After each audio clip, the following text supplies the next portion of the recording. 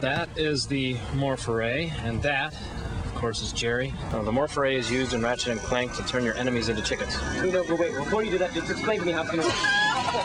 Oh, it worked. Jerry's a chicken. Are you sure we can turn him back, Jerry? The morph array, one of 36 weapons and gadgets not fit for this world. Rated T for teen.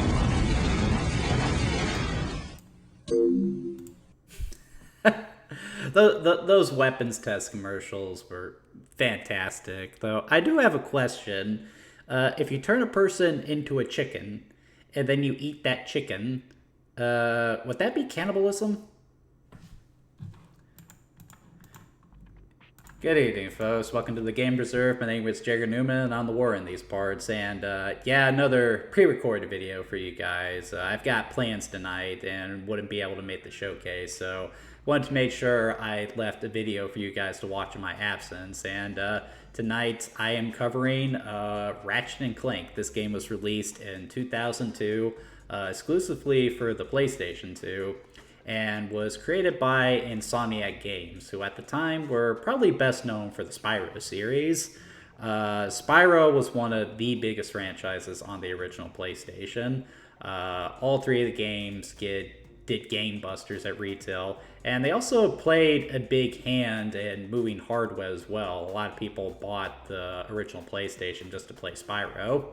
So because of that, as the third game was nearing the end of its production, Sony started going to Insomniac and inquiring about making them a second-party developer for Sony Computer Interactive. And that is a deal that Insomniac just couldn't pass up. So when their deal with Universal Games expired, they opted not to renew in favor of signing the contract with Sony. Unfortunately, this meant that they were going to have to leave Spyro behind, as that franchise was wholly owned by Universal Interactive, despite the fact that Insomniac Games was 100% responsible for its production. That also left Insomniac with a bit of a problem when it came time to start brainstorming ideas for their new PlayStation 2 game. One thing that they knew they wanted to do was they wanted the game to have the same wide appeal that Spyro did, but they also didn't want to just, create a clone of Spyro. They wanted to do something new, since they had to make a new franchise anyway. And they took a very pragmatic approach to it. They just did the opposite of what they did with Spyro. Instead of playing as a reptilian dragon, you're instead playing as a mammalian alien. Instead of a medieval fantasy setting, it was a sci-fi space setting. And instead of a beginner's platformer that focused more on exploration than anything, Ratchet & Clank, as the game would come to be known, would focus more on action with a greater degree of platforming and combat. When the game released in 2002, it was an enormous success. It quickly became one of the flagship games for the original PlayStation 2. And, by the end of the console's life cycle, Ratchet and Clank were essentially the faces of the console. This really was the franchise for a couple of years.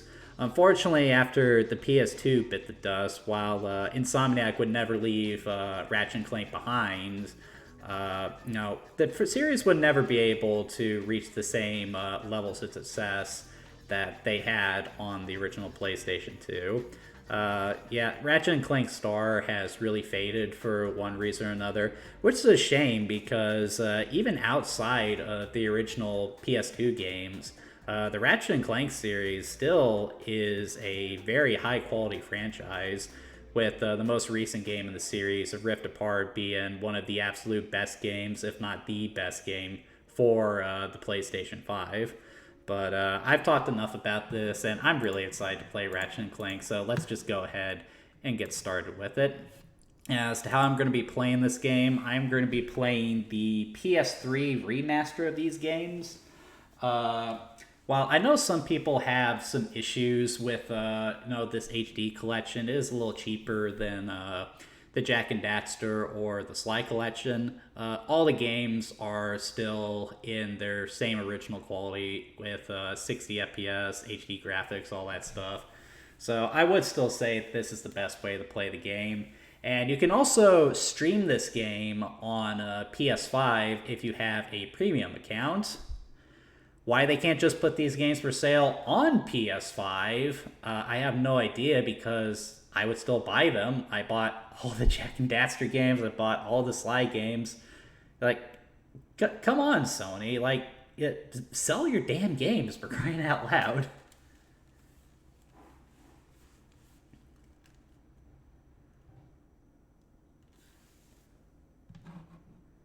And hopefully this starts up right away. My capture software doesn't really like the PS3 for some reason.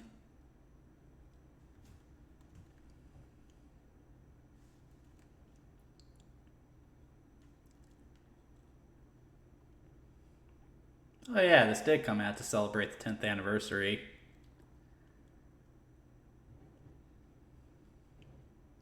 Always a mark of quality.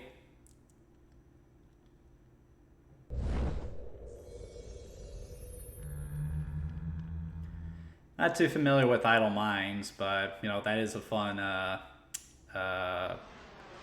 company prompt.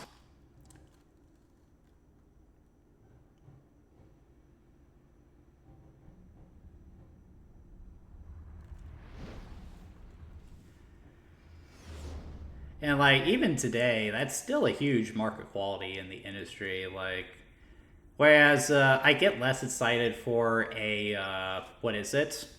A Sucker Punch or Naughty Dog. I'm always excited for an Insomniac Games one. As far as this title screen, I do like the atmosphere late at night, working in the garage. Kind of reminds me of Indiana. Though, I feel like the Ratchet and Clank logo is just a little overdone. No, it feels like they're trying a little too hard with that, but that's just my own personal opinion. Alright, go ahead and start a new game.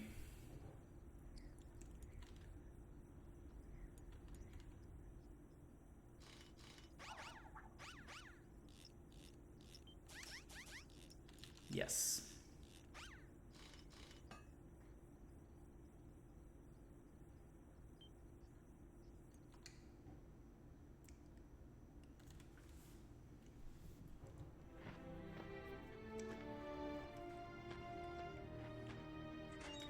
Yeah, the cutscenes were weirdly pre-rendered, despite the fact that they go out of their way to make it look like the in-game graphics. Not sure what the deal there is, but whatever. Attach robotic ignition system. Thank you for using help desk. Does mean that they couldn't remaster them.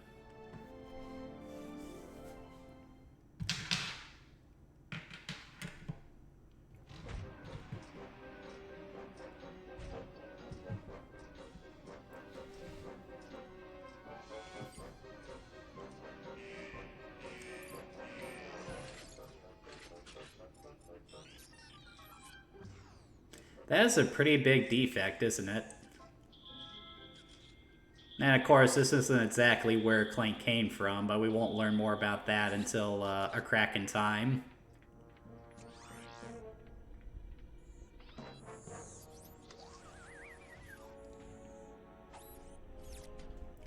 I do really love the animations in this game. Like, the stretch and squish for all the characters is fantastic.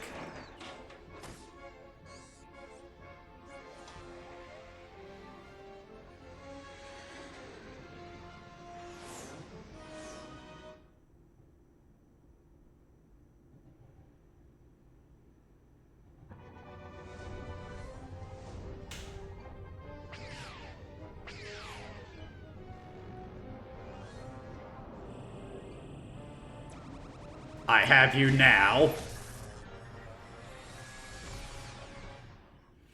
You're going down. Pull up, pull up.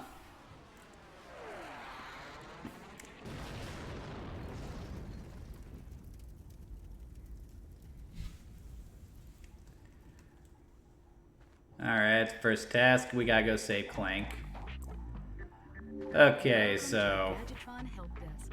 We are here to offer you advice during your interplanetary travels. The help desk is a free service provided by Gadgetron Corporation. Yeah, thanks a lot, lady.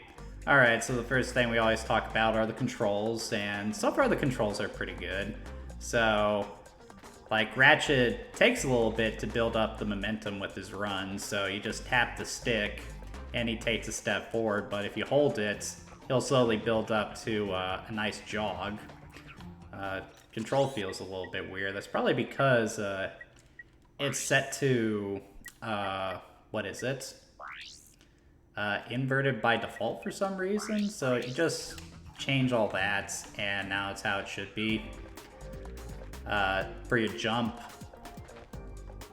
feels pretty good. You can do a double jump, which, you know, it doesn't really give you much airtime, but it does keep you in the air a little bit longer, which is helpful. And your attack, to start with, is the Omni Wrench. It's got a simple 3-hit combo, but you can also delay it a little bit to sort of time your swings better. Jump up in the air, you can swing it down like that. And if you crouch and throw it, you can throw like a boomerang, so pretty useful item.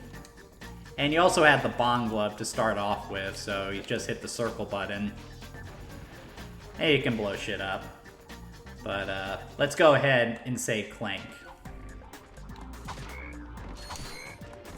So yeah, it feels pretty good to whack stuff. A lot of fun destroying those boxes as well.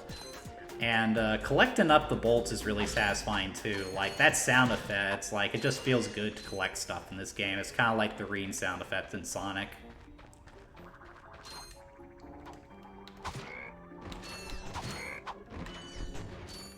Like, it's... The wrench is best used for small fry enemies like that. And you can time it to hit 2 at once with the strike. They go down with 1 hit. No, it feels really good. You can interrupt help desk messages by... Yeah, that's a good thing to know.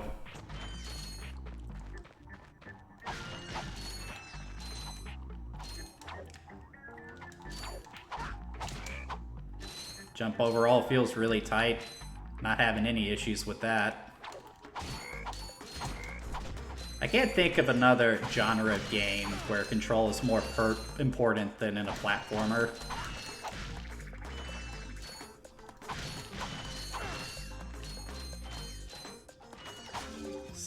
So that right there is your health. You got about 4 hit points to start with. And I like how even if you break the bot, it just stays there. So if you take a hit, you can come back for it. As far as the presentation is concerned, it was also pretty stellar for the time. As I said, the animations here are incredibly detailed with lots of points of articulation. And despite how detailed and big a lot of the levels and backgrounds can be, even on the original PlayStation, Ratchet & Clank ran pretty smoothly, even when things got busy on screen. Insomniac Games just always made it a point to optimize the hell out of this game. Now we get into some more powerful enemies with ranged attacks. This is where you want to use the Bomb Glove.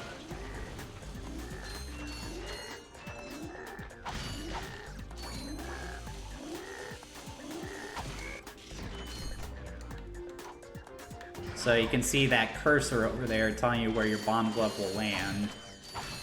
Also kind of gives you an idea of its trajectory. It's a little annoying when they move like that, though. Press the circle button to equip it, and the circle button again to fire it. You can also use it in first person by holding down the L1 button. Yeah, so... One thing a lot of people might be wondering what I'm not doing here is how come I'm not strafing? Well, that's because in this first Ratchet & Clank game, you can't actually strafe until much later in the game when you unlock the jetpack for Clank. So for this game, you're constantly having to dodge attacks, point yourself towards the enemy, and hope that you can get some hits in before they send some projectiles after you. It's not really a huge issue here. Most of the game is designed around the fact that you can't strafe, so I wouldn't really say it's a huge problem, but it does lead the combat in the first Ratchet & Clank to feel just a tad clunky.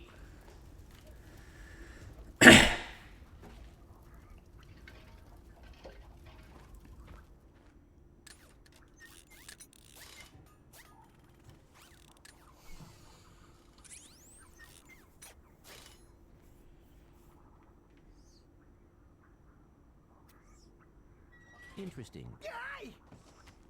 You're welcome, Orange. You bet. I built that ship with it. The meeting of two video game Of icons. assistance in saving the solar system. Do you know where I might find that fellow? Well, he's on the radio every week. Other than that, no. Hey, what's with all this save the solar system stuff anyway? And now it's time for one of the greatest villain introductions ever. Citizens of... My race, the blog, have a small problem. Our planet has become so polluted, overpopulated, and poisonous that we are no longer able to dwell here. But I, Chairman Drek, have a solution. We are constructing a pristine new world using the choicest planetary components available. So, what does this mean to you, you might ask? Using highly sophisticated technology, which you couldn't possibly understand, we will be extracting a large portion of your planet and adding it to our new one. Unfortunately, this change in mass will cause your planet to spin out of control and drift into the sun, where it will explode into a flaming ball of gas. But, of course, sacrifices must be made. Thank you for your cooperation. And if you don't like it, you can take your whiny, sniveling, snot-nosed populations, form a line behind me, and kiss my... Ah! Look, turn it off, you idiot! Oh my god, I love Chairman Trek. He's just like the epitome of the evil businessman trope in video games. Like, that whole presentation is almost like a corporate announcement at work, you know, telling people all the things that are going on at whatever company you work at and saying it with a very friendly and disarming smile, even if it's bad news that they're giving. And, you know, disrespecting the intelligence of his audience, not even bothered to say the name of the planet that he's addressing because he doesn't want to make more than one video. And of course, showing his true colors when he thinks that the camera is off. It's just one of the best intros ever.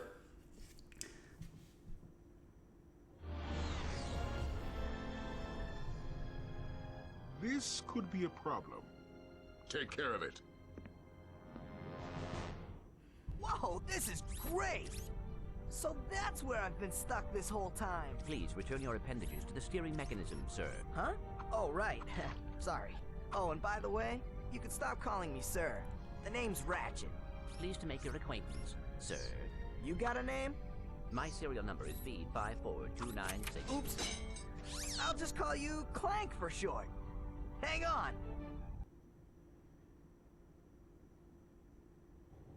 So you see, it would be most beneficial if your citizens were not in the city when my workers begin removing it.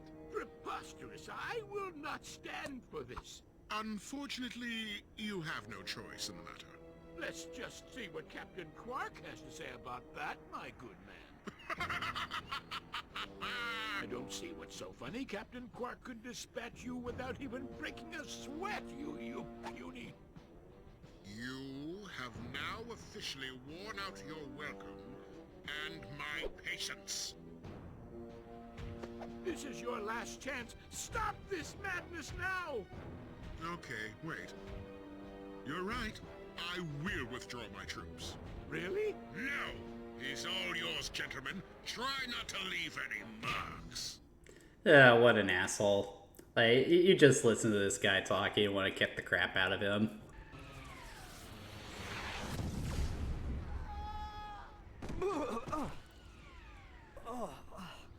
I always thought Ratchet was a better pilot than that, but come to think of it, he's crashed a lot of ships in his day, hasn't he? Sorry about that. Well, we're not leaving the way we came in. Perhaps we could procure a ship from one of the inhabitants. If there are any left. By the way, if Ratchet's voice actor sounds a little off, that's primarily because it's not the person you expect to be voicing him.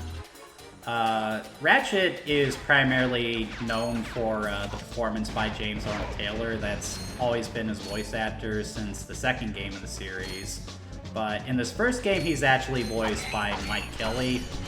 And that definitely makes this game a little weird going back to, because, you know, you get so used to James Arnold Taylor's performance, which just sounds so natural and believable for the character, that, what's his name? Taylor's performance just ends up, no, it sounds like Ratchet has a runny nose or something that he stuffed up.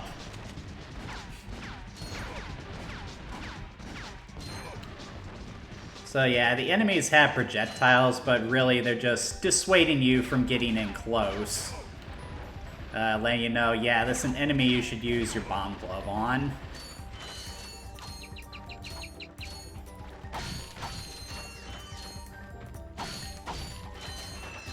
You guys might be wondering why I'm taking so much time to collect up as many bolts as I can. Well, you'll see why here soon.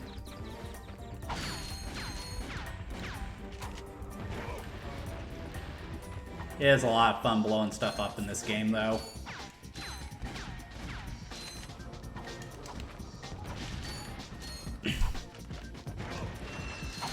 Maggot.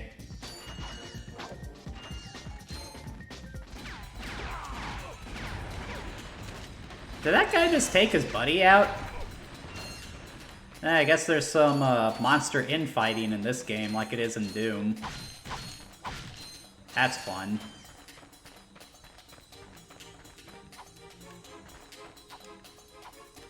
Yeah, even all these years later, it really is impressive how smoothly Ratchet & Clank plays.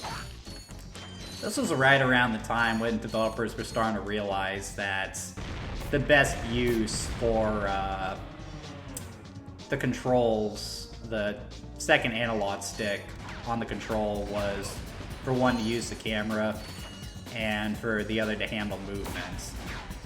So that's why it feels so fluid here compared to the old days when you had to use the shoulder buttons to alter Ratchet's movement. Not movement, the camera.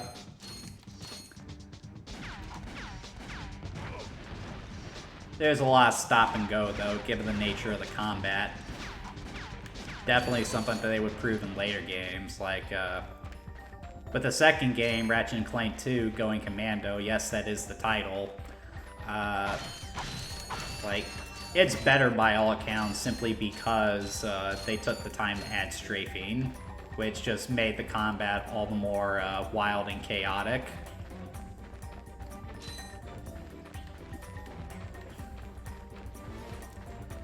Music is pretty memorable too. Instead of like a rock soundtrack, as was the style at the time, it goes for a more bouncy techno sound, which is really fitting for the series.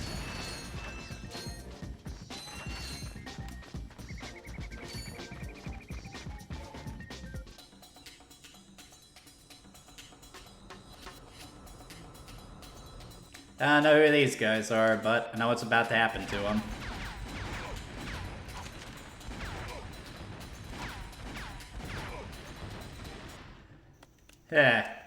Didn't put up much of a fight. Don't hurt me. Oh, what are you? Mercenaries? Torturers? Assassins? I'll tell you anything. Here, take my infobot. It's all I've got left. Sir, we're not assassins. Hold on. Let's see what he's got. We'll get back to that later.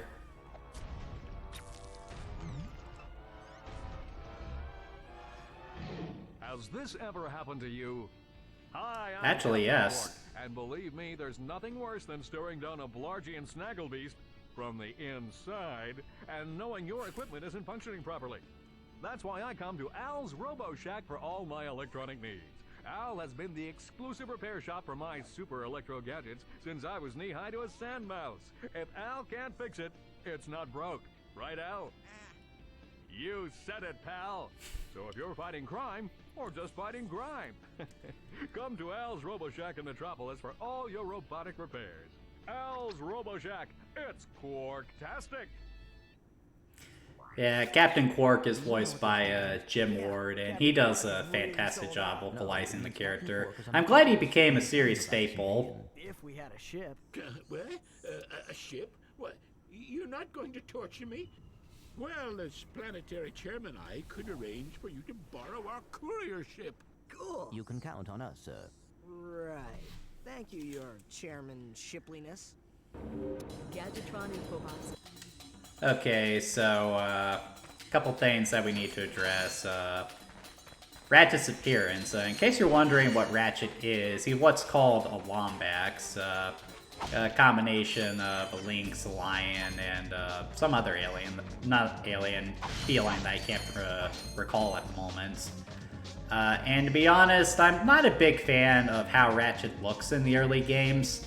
I don't know, his eyes and his eyebrows look a little too big, and his mouth is a little too wide too. He often looks like a Muppet in the cutscenes. Most of the characters in this game, I feel, are pretty well designed, but they wouldn't get Ratchet's design right until it came time for him to go HD. And I'd be lying if I said that Ratchet was a very likable character in this game, because honestly, he's kind of a douche. He tends to act very selfishly when interacting with other people, and he tends to treat Clank very badly. He gets the two into a lot of trouble, and when it happens, he blames Clank for it for some reason. Like, yeah, they really want to get Ratchet's character right until the second game. I got some great bargains for you today. So this is why I was collecting up bolts. Throughout the game, you'll find, you can buy more weapons at this vendor as well as ammo, so I can restock right here. And this is good because it allows you to expand the arsenal and give Ratchet more items to use. So you got the flamethrower here, so just a short-range flamethrower, another good weapon that's for fodder control if there's more than the wrench can handle. Pretty good starting weapon. Something else that's interesting about the structure of Ratchet and Clank is that while the game is mostly linear, there is still some exploration to it. There are different sections of the level that you need to explore in order to find stuff like infobots, to find new planets, also upgrades to explore in different parts of the levels. I actually really like the structure here because it keeps things linear, but also has a system in place where you want to revisit older levels and explore them to a greater degree. So before we leave, let's go ahead and check out the rest of the planet.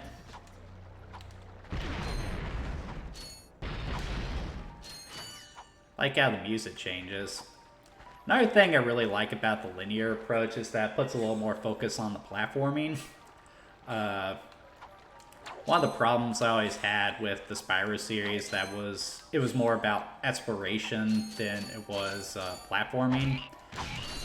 And that made it a little dull to play, but that's also par for the course with games from that time period.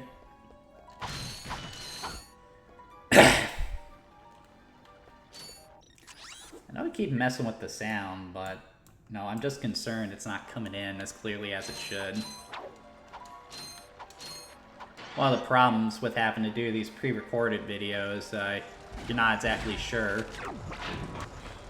Wrong one. And you can select your different items through the weapons wheel. Though it's a little difficult to do in the heat of the moment because the action doesn't freeze like it does in other games in the series. You also don't have a quick change either, so there are some clunky aspects of this first game, but it's still mostly a fun game to play. It's just very clear that it's the first game in the series that just kept getting better and better. Save for a few oddball spin-offs here and there.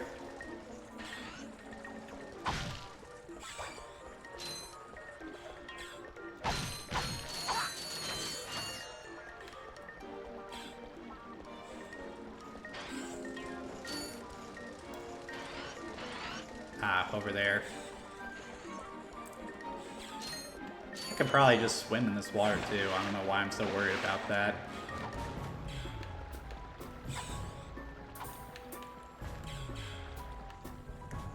Can't get up there, so just keep going.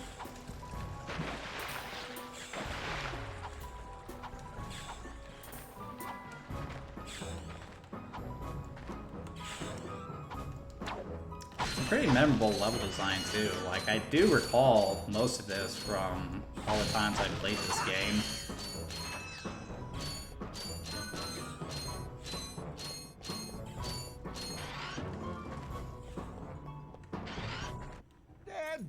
blast it! Look, plumber's crack. What did you just say? I said, look, the plumber's back. All right, wise guy. Shouldn't you be on one of them escape transports? Escape transports? Newsflash, giant robots attacking! The escape transports are taking all the rich folks off this god-darn planet. So why aren't you on one? Socioeconomic disparity. What? He hasn't got enough bolts. Working people have to wait for Captain Quark to save us. Well, got anything worth a lot of bolts? I got this thing. Shows two weirdos ditching their ship. It's got coordinates to a desert planet, too. An infobot. Ratchet, we could use that. Yeah, so at certain points in the game, you will have to pay some bolts in order to get an item, and I'm not really fond of that. I would just prefer you get it by getting there, because it's really annoying to go through a platforming section like that and be told that you can't progress because you happen to be short on bolts. But I have enough here, so we should be good. Geronimo! Did he just slide down a sewer pipe? Nah. The plumber would actually go on to become a heavily recurring character in the series. He always seems to pop out at the most random times. Whoa, that was close. Ah! Pipe down, I can't concentrate. But we've been hit. An unexpected detour. When we land, I'll see if I can scare up an exhibition for you. We're not gonna live that long. Kid, let's M-screen. Eject! Eject! Did you see that guy on the left? That was Skid McMarks. Does he know Captain Quark? I doubt it. He's a pro hoverboarder, always going off about how cool he is. Looks like he's in trouble. I'll say. I've never seen him look so freaked out. Skid McMarks. To enter I'm not touching that. Alright, so let's head the way the plumber went.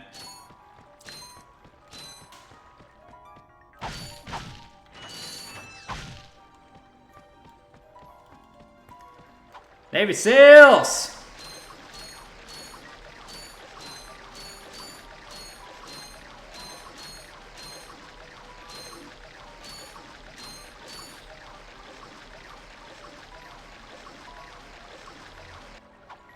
The level design always loops back to your ship, so, you know, also really good design.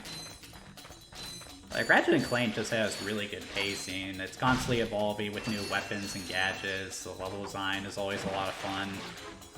New ways of making your way through it. Just, press the square button. it's something that would become a trademark of the series as well. It's almost as consistent as a Mario game. Almost.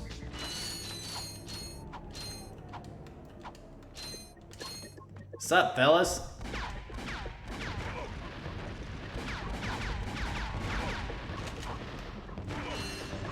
Teach you to shoot at me. Maybe that's time aim a little higher.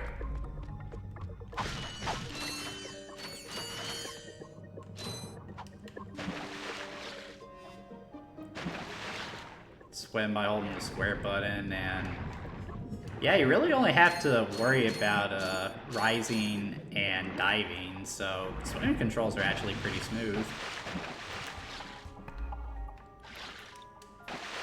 I gotta mind your oxygen, though. Later in the game, you do get an oxygen mask, as well as a hydro pack upgrade for Clank. But for now, Ratchet has to do the swimming himself.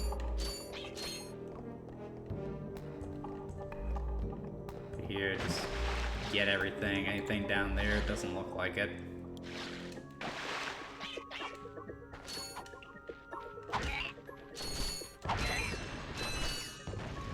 And everything you destroy in this game just explodes, so it's always fun to just screw around and destroy everything in sight.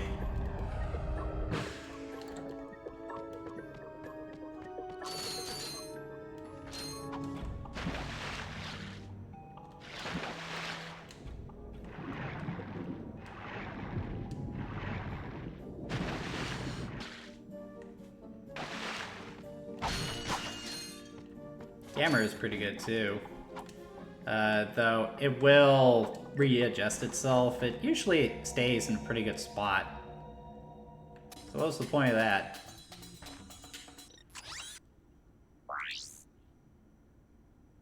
I guess it served no purpose. Anyway, let's get a move on.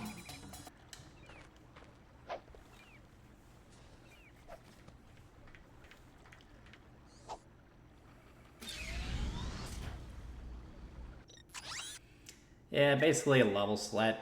Kind of reminds me of Super Mario Odyssey now that I think about it.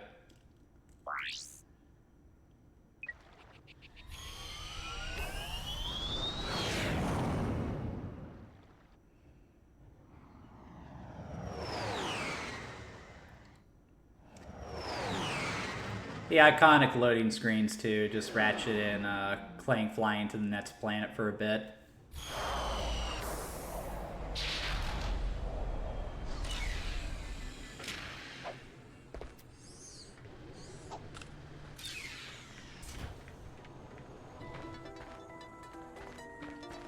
And like, dude, just look at that background, like all the detail on the buildings and everything, the other flying cars going around. Like, this is just a really good looking game for the PlayStation 2. It might not have been as powerful as the Xbox or the GameCube, but you can still do some damn impressive things with the technology.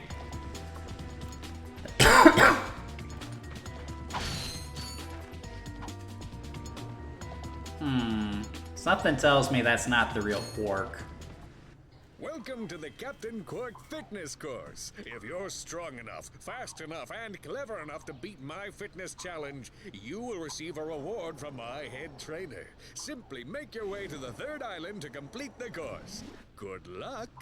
Quark Enterprises is not responsible for sprains, broken bones, snapped tendons, bruised egos, or accidental death incurred while taking the challenge. Excuse me, Captain, but we have more pressing issues. We urgently need your assistance. Clank? Yes? Do you notice anything unusual about Captain Quark? Well, I find the fact that he has a spring where his leg should be to be quite puzzling. And why do you think that is? Possibly an injury incurred while battling evil? This isn't the real Captain Quark, you numbskull. It's a robot. Oh. God, Ratchet is such a douche in this game. The Ratchet I know would never talk to Clank like that. Like, in the modern framework of the games, like, Ratchet and Clank just have this really beautiful camaraderie, and with a lot of their adventures challenging their friendship, too, in a lot of interesting and compelling ways. Like, the PS2 games, they're all about, you know, the humor, and that's primarily why the first game was so fondly remembered. But, you know, the Ratchet & Clank series did grow up with its audience without ever compromising the broad appeal either. It's a shame that those PlayStation 3 games are so underrated. Yeah, so you have a wall jump in the game, but it's a pretty situational run. Nitro Rad often heavily criticizes this type of wall jump where you can only use it on specific walls. And I kind of second that because it, you know, it really sort of trivializes the player's moveset. You are still constantly getting new abilities though, so it's not too big an issue. I don't think there's anything around the corner here, but it never hurts to check. You never know if you're going to find bolts or anything.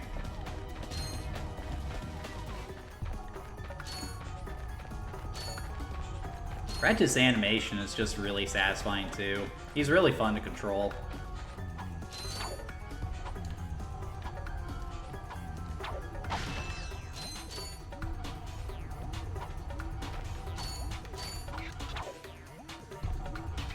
Nice bit of platforming.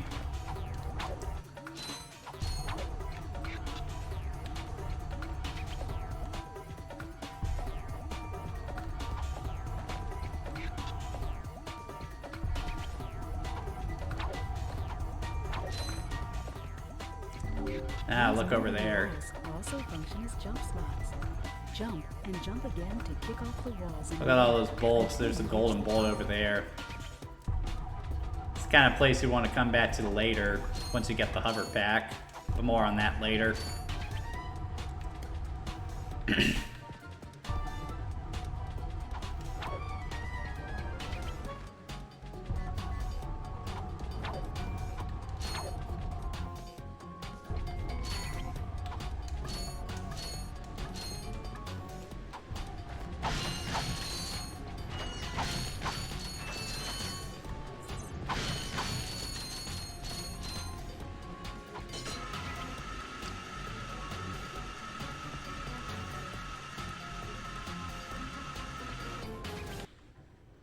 up, you loud balls! That was the most Hey. display I have ever seen on that obstacle course! What do you mean? We finished the circuit, ma'am. Oh yeah, but it is weak. Weak! When I was competing, I would devour courses like that for breakfast. Bet that's not all. If it were up to me, you would drink. You know, normally I would take a jab at Ratchet there, but, you know, he was right to do that. To impress that fool Captain Quark. Captain Quark knows about us? He certainly does.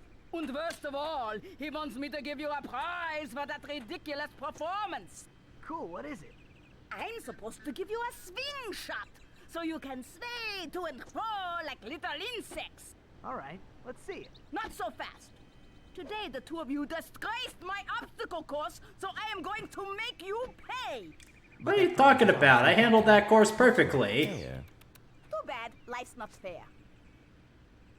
Up yours, lady. Give me my swing shot. Sweet. I bet Captain Quark uses stuff like this all the time. Ha! Real men can swing without silly toys like that. The two of you make me sick. Congratulations.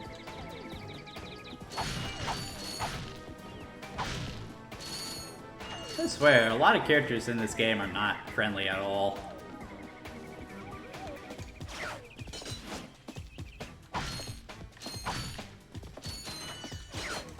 Yep.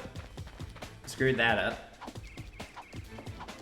So yeah, get a new toy to play with the slingshot. So you see a green orb like that, you hit the circle button, Ratchet sort of zips to it, and then you got yellow ones like that, you can swing off of them. Again, adding to Ratchet's moveset in a meaningful way. Alright, so we're done in this area, so let's move on to the next part of the level.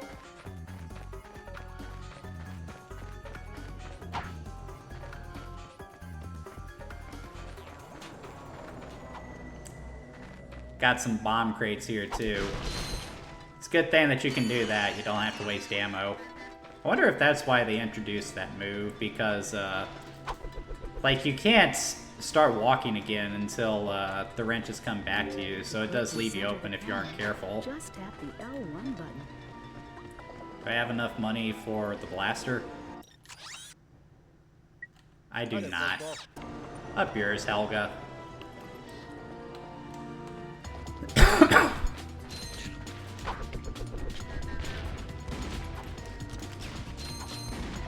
So now we got actual projectiles that you need to avoid.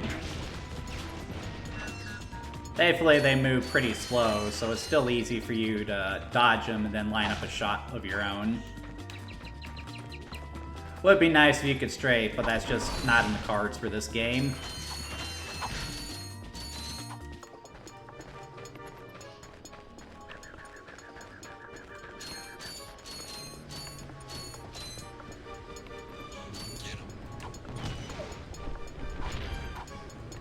How dare you make me hit a dog?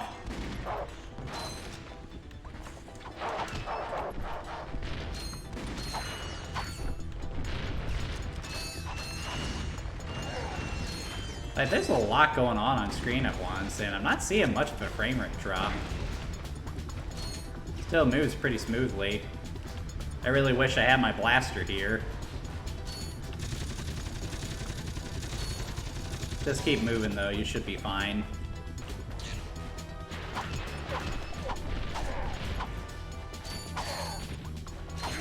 Did you know that you have a map available to you at all times? Just press the button. Yes, I know.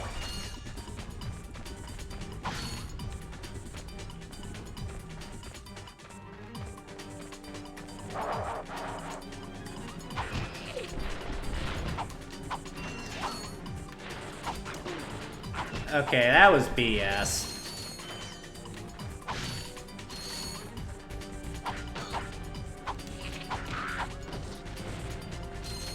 Gotta watch out though. That guy leaves mines. See him on the ground there?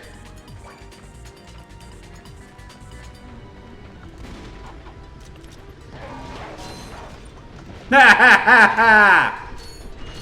He blew up. That's right, you better run.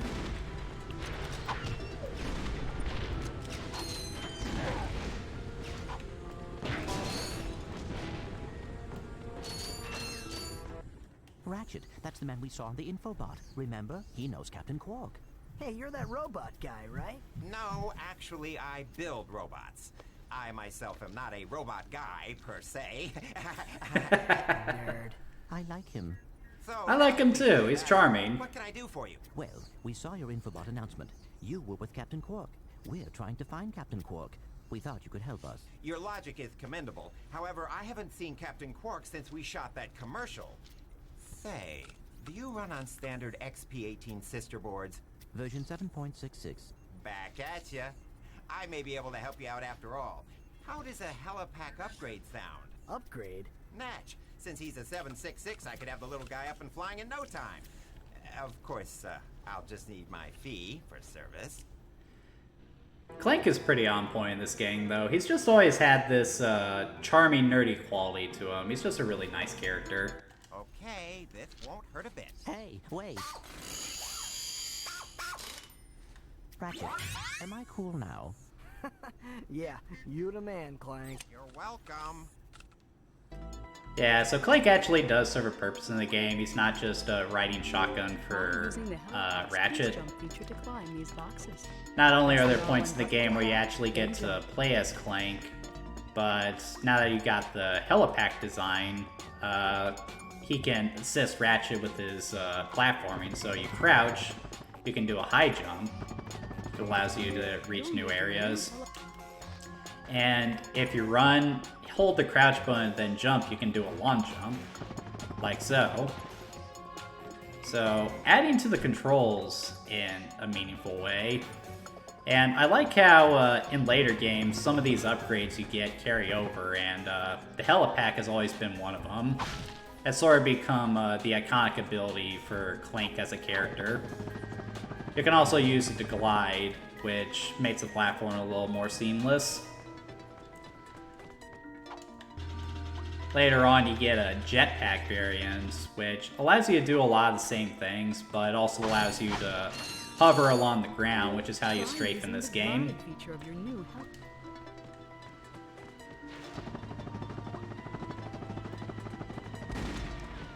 Like right there, I wish I could start shooting at those guys while I was in the air. But unfortunately, given the controls, I wasn't able to do that because I had to hold the jump button instead of hit the circle button to use my weapons. In later games, they would start mapping using the weapons to the shoulder buttons, which definitely made the combat more seamless because it freed up your thumbs for adjusting the camera to aim, as well as hitting the jump button.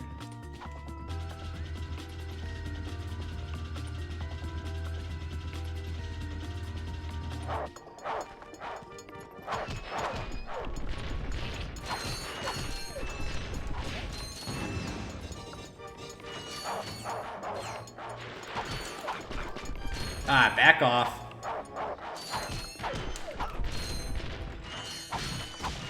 Damn robot dogs.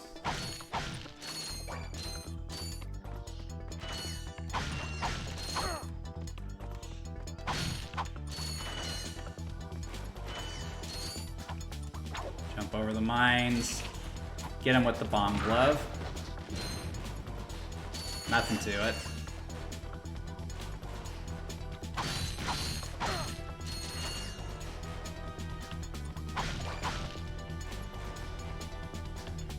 Right, the escalator. Looks like we're hopping on the train.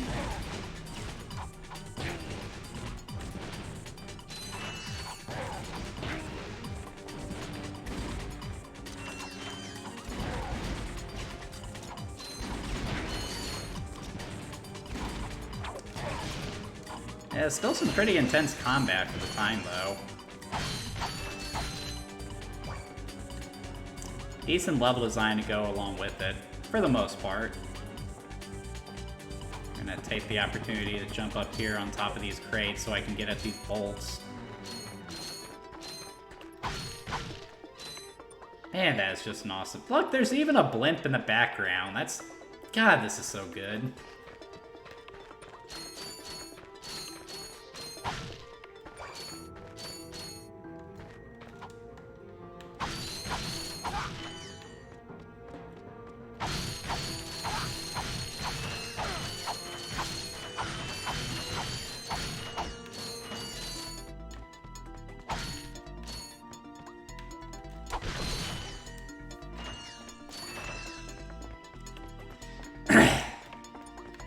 Alright, let's hop on a train and get moving.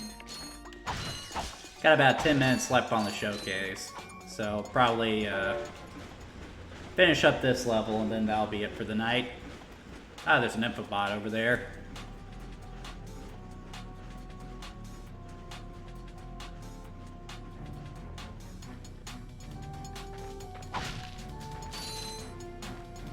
This is a pretty cool set piece. That sort of mix things up too, because you gotta get closer to use the bomb glove. Since it has its lane lessen because of the train's forward momentum.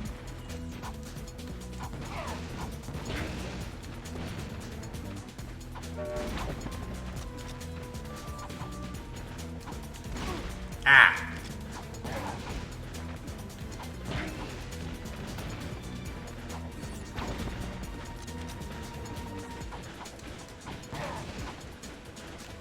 Aha! Try to climb back up!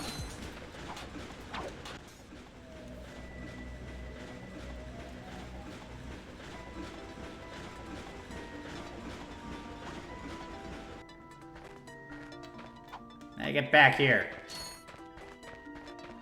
I'll catch it later. Want to see what's over here. Got all them goodies.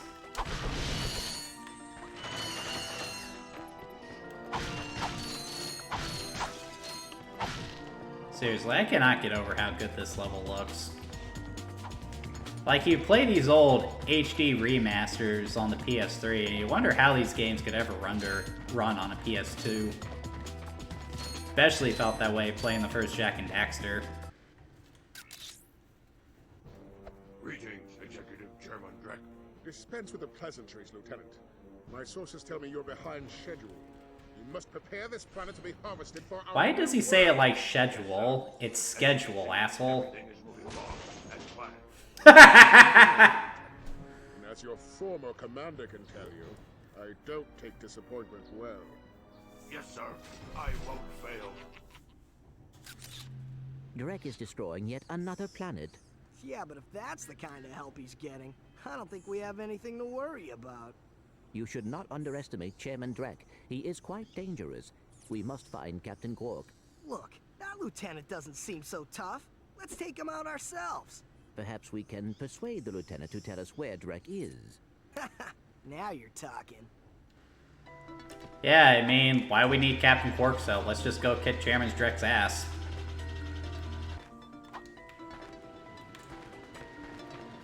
Ratchet's capable. Alright, am I finished up here? Yep, that's everything. Let's grab that blaster before I head out, though. I got some great I can't afford it yet? Ah.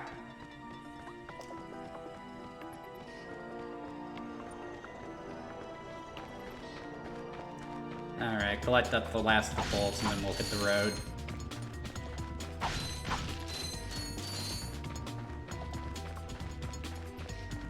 Where we're going, we don't need roads, though.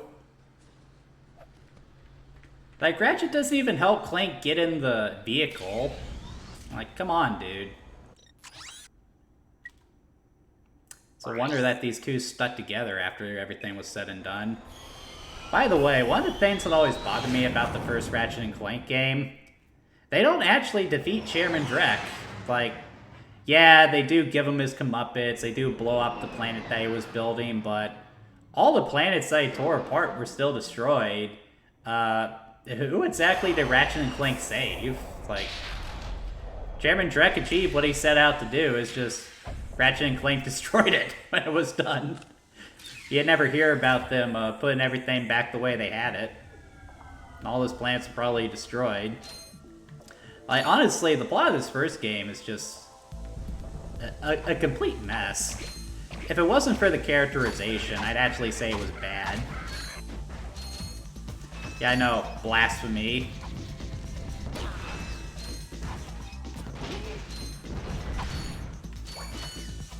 Definitely enjoy the music here, very funky.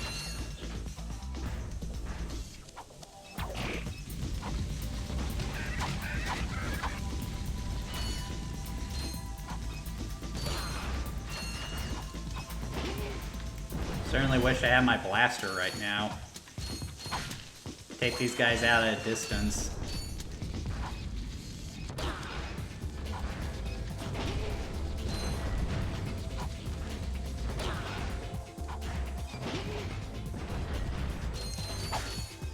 Cross one more mission off the list and then we'll call it for the night.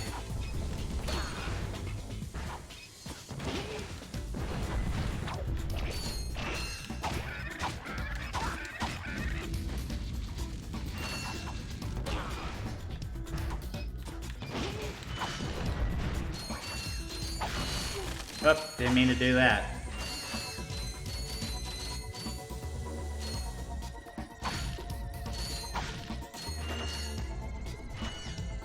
Definitely have enough for the blast for now, but I don't feel like going back to get it. We'll head this way. Use the swing shot again.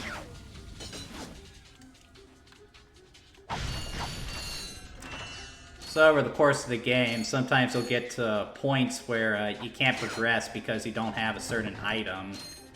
So you'll have to go to another stage in order to find it before you can progress. For example, at some point in the game, you get to visit Chairman Drek's homeworld, and it's so polluted that Ratchet can't survive on the planet until he gets an oxygen mask. So until you find the oxygen mask on another level, you can only explore as Clank. So it actually has really good design because it encourages you to revisit previous levels without it being too obnoxious.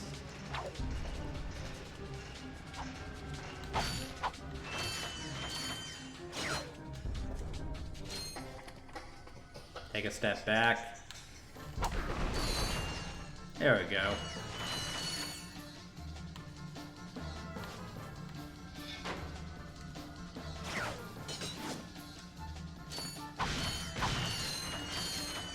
Fun stuff.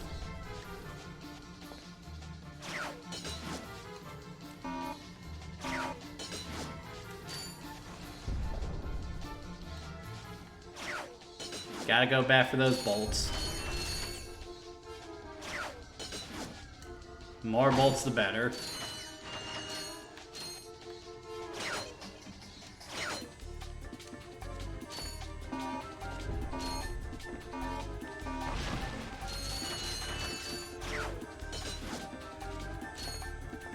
Like, it's just fun zipping around.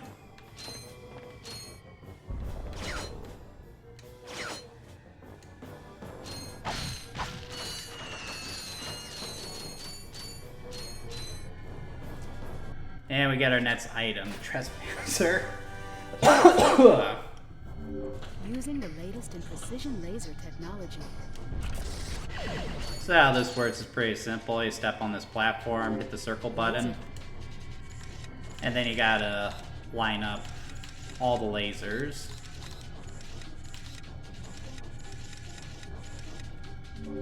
Use the left analog stick to control the There we go.